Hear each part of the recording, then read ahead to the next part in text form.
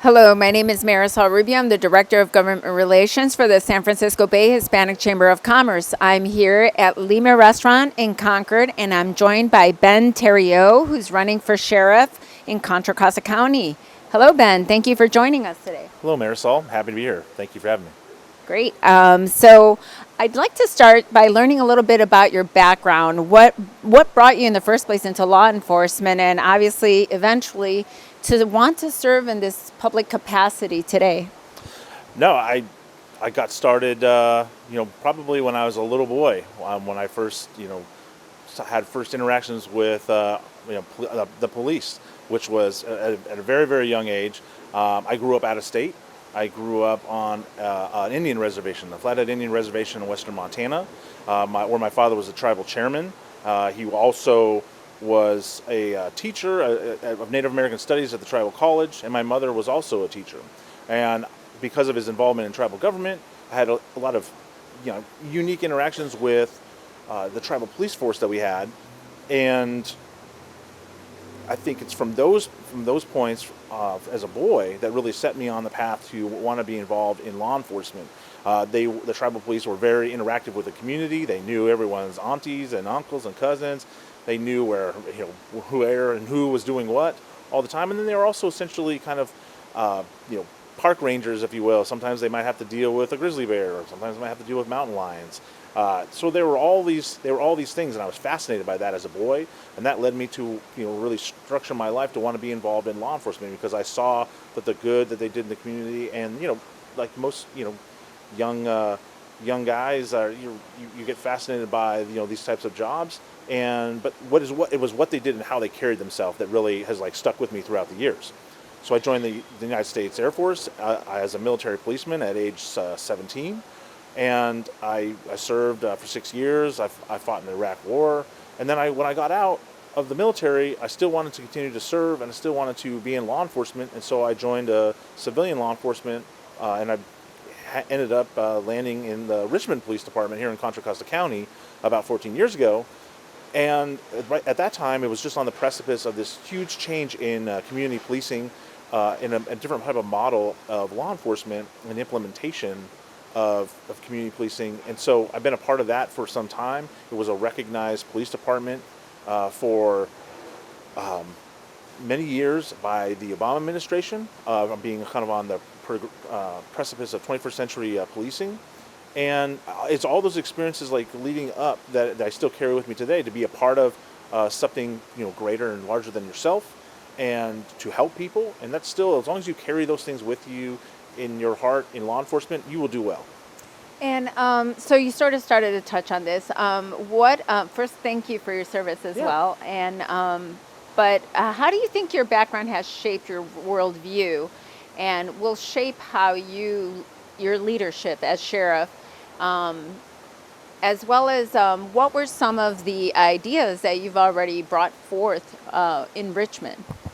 Well, tremendously. I mean, obviously all of us, we come with our own unique story and history, and I think we carry our experiences with us in life, and then we try to apply them to make things better. And, I'm no different. Same thing with in law enforcement. What I've learned throughout the years, at least in regards to law enforcement, is that it's important to be accessible and to be present with everybody, all voices, and to be a willing participant in all conversations, even if it's conversations that we may not like or might be adverse to, that we need to hear those things out, and go into things with an open mind, because all things change in time. Law enforcement's no different, and I think it's important to bring that mindset to anything that we do. I think also in the background of my growing up, or my story, if you will, that this community kind of mindset and approach is always very important. When I was a young man, I was taught that it was very important to respect your elders, and that to make sure that we treated people fairly no matter what, and that that's always stuck with me, to treat other people the way I would want my family members to be treated. And I think that's something that's very applicable to law enforcement as well. What role do you believe the sheriff's office can have with small businesses in Contra Costa County? I think we need to provide a level of service that has been done in the past, and I think that helps ensure the business owners feel comfortable about their public safety and that their tax dollars are at work. And what that means is community policing, the type of community policing model that I want to establish in our sheriff's office has deputies that are actually out of their cars, understanding who's who in the areas that they work, the beats that they work, knowing the business owners, knowing what which business is open when. I mean, that type of level of engagement, that's the expectation that I want those who are working unincorporated patrol, which is across the entire county, and then also in our contract cities. I want people to know that I'm going to make that an important thing for those who are working in the sheriff's office, that you need to understand the people in the community, and that includes the business too. The businesses are a part of the fabric of the community as well, and it's important that they have that field of security as well, that their businesses are known who they are, they're known, and that they feel that their public service and public safety dollars are actually being used appropriately for them. Great, thank you. In terms of being in law enforcement, how has that changed from when you first started to today?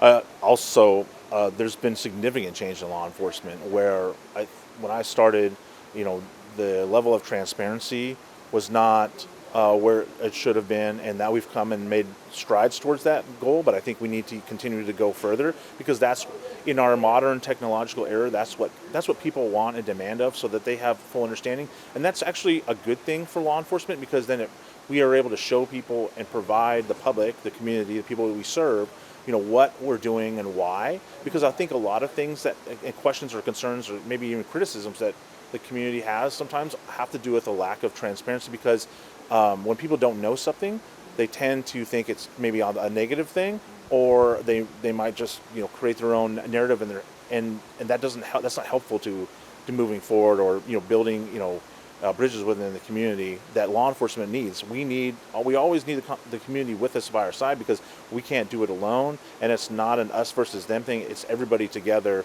trying to solve problems, especially when it comes to public safety. Okay. Thank you. And so we're going to shift a little bit to your ideas and what you have in mind for Contra Costa. What initiatives and programs will you devise to reduce incarceration rates among young people and reduce recidivism rates among nonviolent offenders? So I'm extremely concerned about recidivism and the revolving door, especially for low-level offenses. There is a huge financial cost for that model of just constantly, sending people in and out of jails without good, solutions.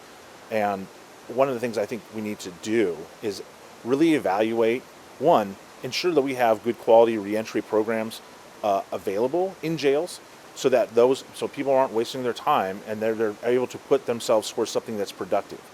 That being said, I think reentry programs also need to be audited and evaluated continuously. And again, this goes to kind of the transparency of what we're doing, but also transparency of data, and that to show that, okay, if we're using this service provider in the jail, is it working? And what's the return rate? If 10 people went into this program X, and then 10 people are back in jail within the year, well, then it might be a problem with that. If that's not the case, well, then maybe that's something we need to uplift and use and focus more on. And so, I mean, there's a financial cost there that's really important, but then obviously more importantly, there's a human cost and a societal benefit that obviously happens by slowing down or stopping people revolving in and out of doors. But it's twofold. It's not just with the jails and providing services internally, but externally as well. Because if people don't have the connection on the way out, and then that kind of continual, if they don't have like kind of a continual working, outside of jail systems, whether it's through education or apprenticeship programs, things like that, then they will probably come right back. And so it's not just, it has to be twofold. And society, we kind of have to step up and make sure that that's happening, because if it's just going to be done in the jail, then it won't be successful. So. Exactly. So are there any specific programs that have been implemented elsewhere that you can speak to that you would try to adopt or at least mirror in some capacity and what their success rate is? Sure. The apprenticeship program, especially things with the building trades, when I was growing up, I was told that if, and people were trying to do, I think, the right thing, but I was essentially told, if you don't go get a college degree, then you're not going to make it. And that's not really true. And I think, especially in our modern era of things with technology and tech, and beyond, people realize, like, it's not, just getting a degree or certain things of education. They're valuable, and that's good for some people. It's not necessarily good for everybody. So I think it's important that we have good apprenticeship programs, trade skills. There's all these opportunities within union skill sets that allow people to really advance themselves to middle class jobs. And I think that's a really important thing, that we provide that at a very high level in the jails, that kind of private-public partnership, to ensure that people are moving their way up the social economic ladder. And that could even mean internships in businesses.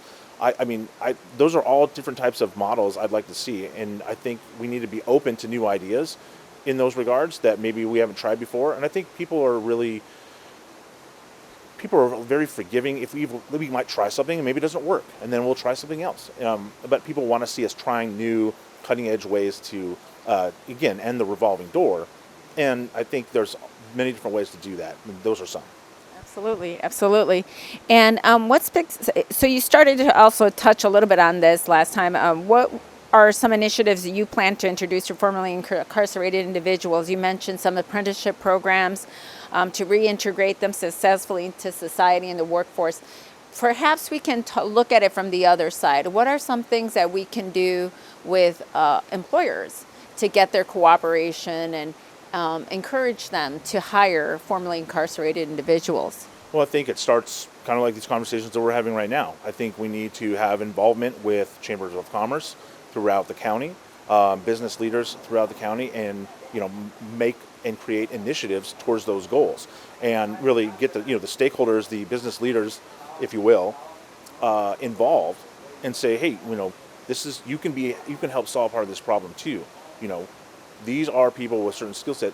I create what I would like to see as essentially a model where there are folks who are either incarcerated or working their way towards the end of their period of incarceration.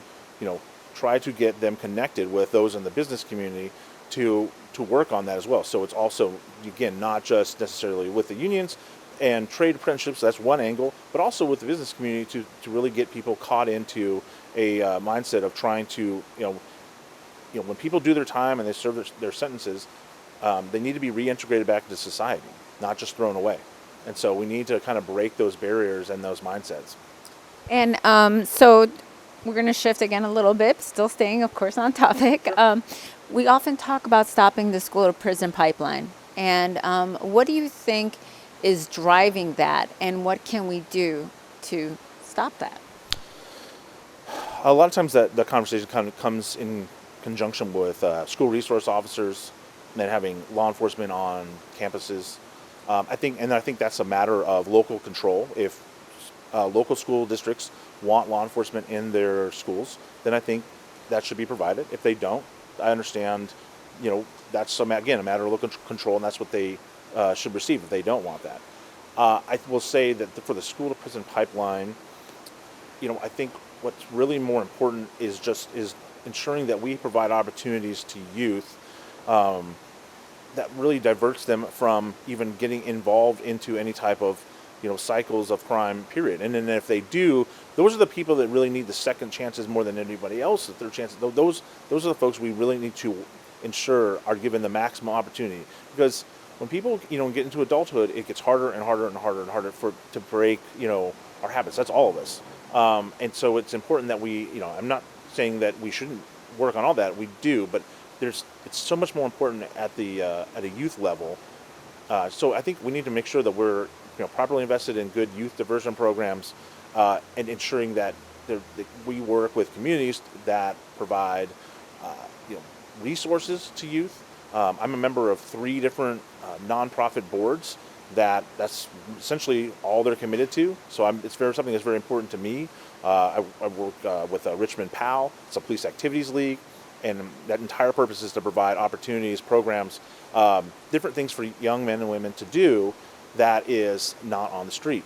Same thing for, I work with the Center for Youth Development through Law, and that is a program that is great. It works in the schools, and it's provides youth an opportunity to see and understand what working in like governmental affairs, what working in the legal system is like, law enforcement, but not just that, but like covers the spectrum, and shows them that there's all these different types of industries within government and the legal system that you should explore, and it kind of provides that to them. So these types of like public-private partnerships, I think, are really important, and it's important that we facilitate that, and and as elected officials make that a priority, because again, diverting people at a young age, because people make mistakes, and I think all of us, we all make mistakes, especially as young people, and that's the point in time where there needs to be a level of forgiveness and understanding more than any other time. Absolutely, absolutely. So, what role do you think law enforcement has in ensuring that young people remain safe and have adequate social support, especially Black and brown children dealing with difficult socioeconomic situations, or children with disabilities and mental health complications? We have a tremendous role to play. I mean that is again, public safety is a part of all of what you just talked about, and ensuring that piece of public safety is maintained for law enforcement is really important. And that means, again, having connections with young people, trying and reaching out to the youth, so that when young people have interactions with law enforcement, it's not something that's just negative. I mean, that's essentially what got me into law enforcement. I'm not saying that everyone needs to grow up and be in law enforcement, but if it wasn't for those, unique experiences and positive experiences that I had with my own tribal police, then I probably have never even thought about law enforcement. It would have never been a thought.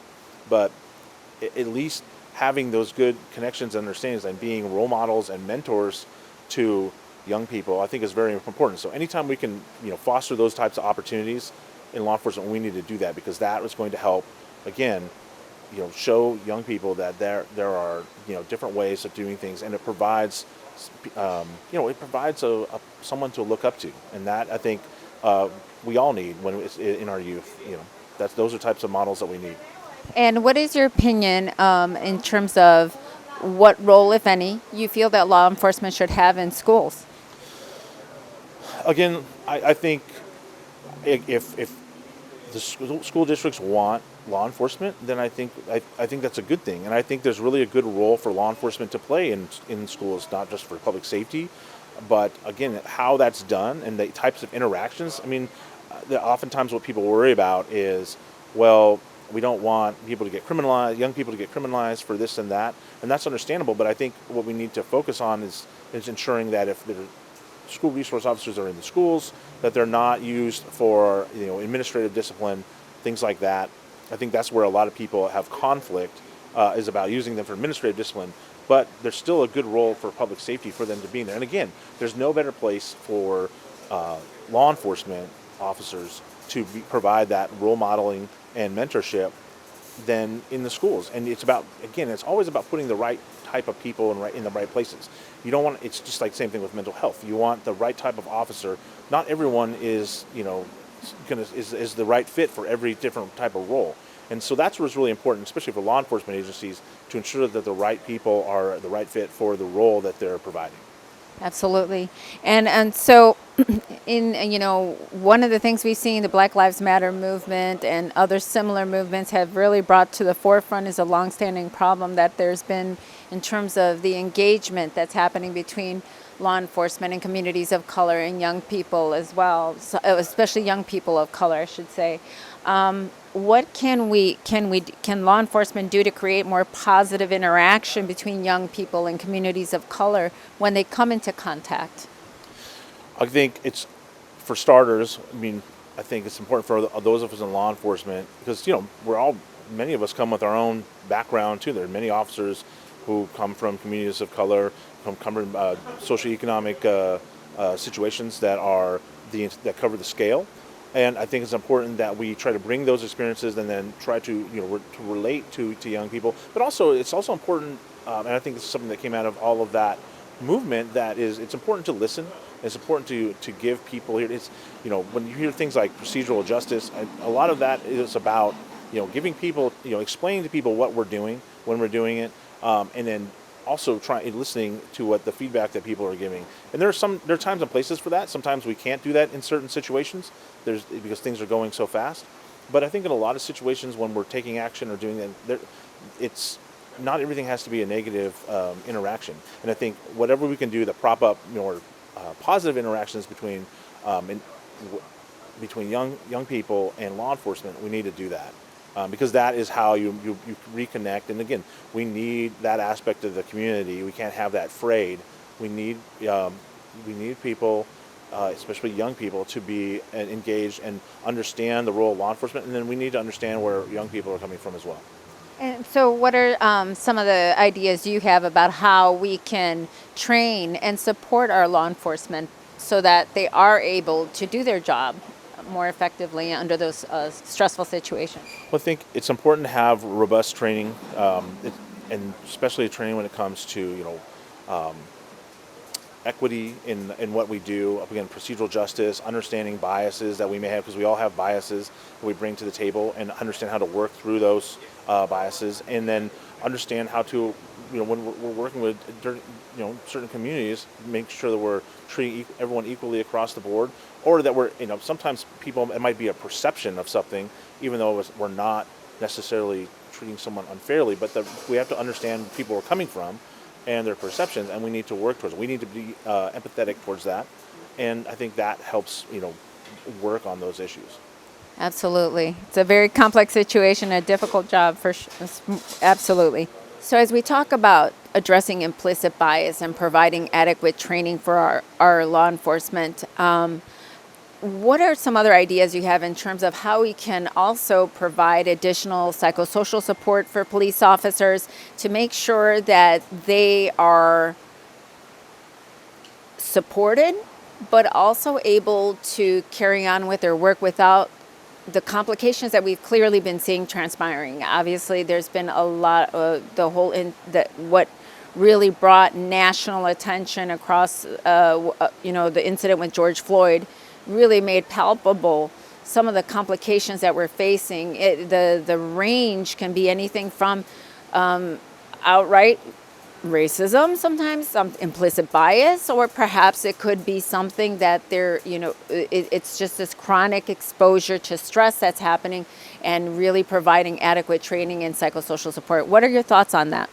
I think it's really important. It's a real important topic, especially talking about, officers' mental health, as an industry, as a profession, I should say, that the tip of the iceberg is where we're at, but the rest of it is, buried below the ocean. We're not even close to addressing these issues, unfortunately, as a profession. And that's something that we have to work on greatly, because, we've come a long way, like I said, but we have a long way to go, and we need to make sure that when we're thinking about service models and stuff internally, we also need to support the people who are doing the job. And that means both the sworn and non-sworn, because there's this constant exposure to stress all the time, and then everyone has their own things that go on in the background, family, etc. There needs to be, I would like to see long-term, it's important that people are provided, level of services so that they can work out the issues that they may have from this constant exposure, as you talked about. And then also, I think long-term, it would be good to have, as a profession, and I don't know what the time frame would be, every few years or something like that, but actually come back and do some testing, or at least some reconnecting with professional, some mandatory, at least reconnecting with professionals who deal with law enforcement, specifically in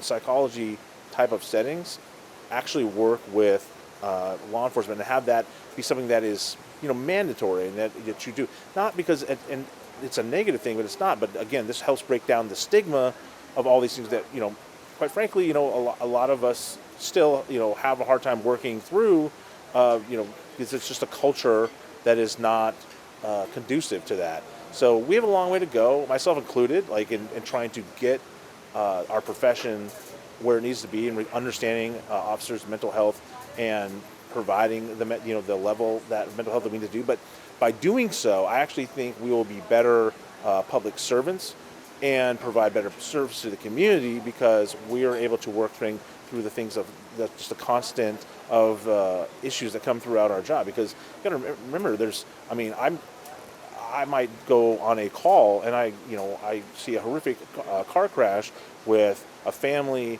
and then I have to go deal with, on the very next call, an hour later or less, I have to arrest a suspect for abusing their spouse or significant other, and so it's this constant day in, day out of all this chaos and all this kind of deprivation in society. It weighs on people, and so it's something that definitely needs to be addressed and dealt with. And as law enforcement leaders, we need to step up and work towards those ends. Absolutely, absolutely, and thank you for keeping that in mind. It's something I think sometimes people may forget along the way. It definitely gets lost, and it's something that we need to focus on. Thank you. So I heard you received the endorsement of the East Bay Times, and so this is congratulations, by the way. It's a very competitive race, and in light of that, what does your electorate need to know about you? How are you different than your opponents, and why are you their best choice? What everyone needs to know about me more than anything else is that I plan on being a very accessible public official, and not just seen when there's an issue.